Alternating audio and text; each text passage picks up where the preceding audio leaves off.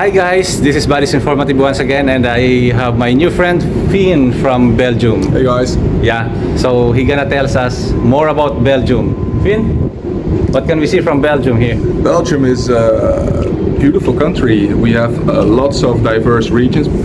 But first let me explain Belgium. Belgium is divided in two parts. We have the Flemish part and the Walloon part. Okay. Belgium we speak Dutch and the Walloon, I'm ruining it. Yeah, it's okay. In Belgium we speak both French and Dutch.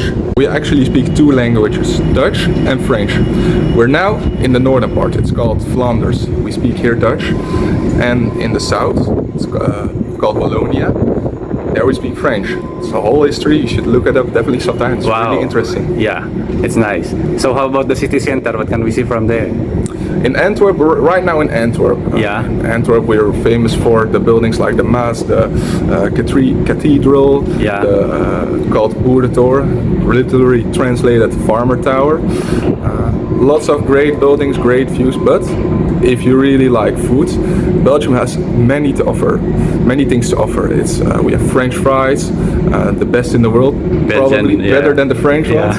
Chocolate and waffles. Wow! If you like good food, definitely. Wow, that's nice. That's nice. So thank you for guesting my channel. Yeah, this is Baris Informative from Philippines, and I hope that the tourists all over the world will go to Belgium and visit this beautiful country. Thank you. I don't even know if you can handle it. All I know is you can have it. I don't even know if you can handle it. I don't even know if you can handle it. Guys, ito na. Welcome to Belgium, guys. Halika rito. Ito may babati sa may babati. Okay guys, come. Greet your family in India. So we are live now in Belgium, Antwerp. So Hi everyone, how are you? okay. Yeah, we are right now in Belgium and enjoying the view here. Yeah, of course. It's gonna be fun here. Yeah, it's gonna be fun, very fun. So where are you going now? What's your We just walk here in the street. Let's see. Okay. Yeah. Let's find out. Okay, enjoy, man. Enjoy. Okay. Thank you. See you. So guys, yun na nga po. Pupuntahan na namin to at hindi na namin palalampasin at yes, as I told you guys, dito sa Baris Informative, iniikot namin ang buong mundo. Alright? Just to give you the best of the best destination experience that you need it. Okay? You're gonna need it. Dito, hindi nyo kailangan bumili ng plane ticket or anything. Okay? You just open your YouTube and subscribe Baris Informative at sagot ko na ang entertainment nyo sa buong mundo. Guys, sit back and relax and let's go. Let's have fun in Belgium.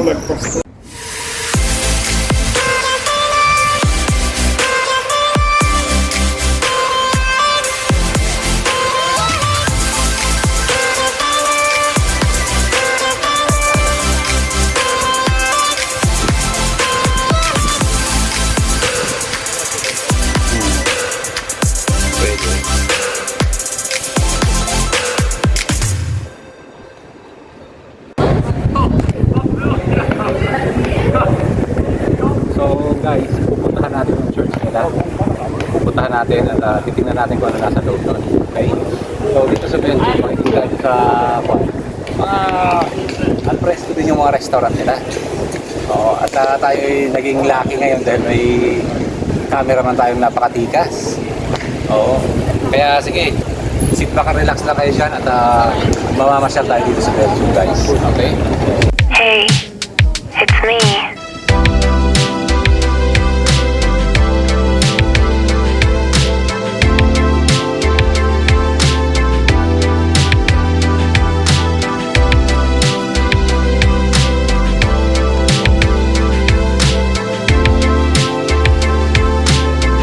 So guys, shoutout lang natin dyan yung mga viewers natin sa Spain, tsaka sa United Kingdom.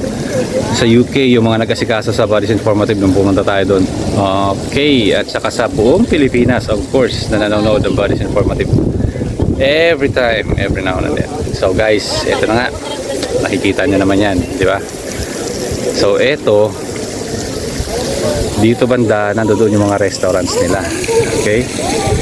You can see from this side of the Center City, nandoon yung mga restaurant nila. Tsaka dito, talagang napaka-peaceful, napakaganda. Okay guys, ayan, different flags. Napaka United Nations na yan. So, dito talaga sa Bali's Informative guys. Alam niyo naman itong channel ito, ginagastosan talaga ito ng production din nila para maihatid sa inyo yung talagang dekalidad ng mga vlog dito sa YouTube. Alright guys? I don't even know if you can handle it. All I know is you can handle it. I don't even know if you can handle it. I don't even know if you can handle it. All I know is you can handle it. I don't even know if you can handle it. I don't even know if you can handle it. All I know is you can handle it. I don't even know if you can handle it.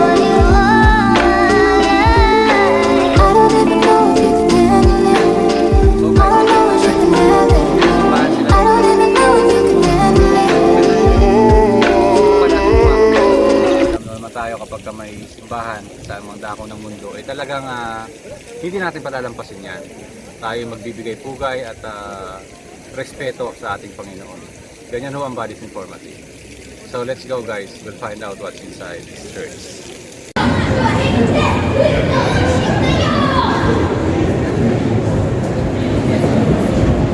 So guys, alam nyo ba na itong mga barrel na ito, okay? Itong mga barrel na to guys, mga barrel ng beer ito. Isa sa pinakamagandang beer sa buong mundo ay ang Belgian beer na sinasabi. Kasi iba yung pag-culture nila dito ng mga beer. So itong mga barrel na to talagang ginugol ng century ito, ang laman nito bago i-harvest nila. Kaya ngayon, nandito naka-display na lang.